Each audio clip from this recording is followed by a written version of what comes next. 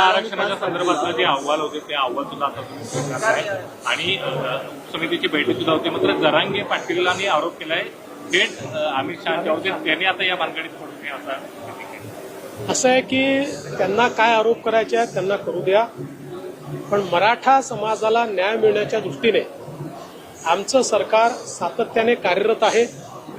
आज अण्णासाहेब पाटील आर्थिक विकास महामंडळाच्या माध्यमातून 1,00,000पेक्षा जास्त मराठा उद्योजक आम्ही तयार करून दाखवले. सारथीच्या माध्यमातून IAS, IPS, MPSCतले विद्यार्थी आम्ही त्या ठिकाणी करून दाखवले.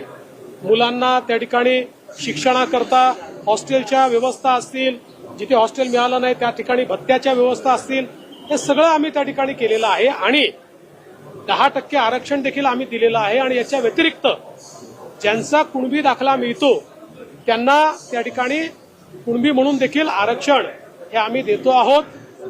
आज शिंदे समितीचा अहवाल आम्ही त्या ठिकाणी मान्य केलेला आहे आणि त्या अहवालाच्या माध्यमातून देखील अनेक आमच्या ज्यांच्याजवळ पुरावे आहेत अशा मराठा समाजांच्या तरुणांचा फायदा होणार आहे.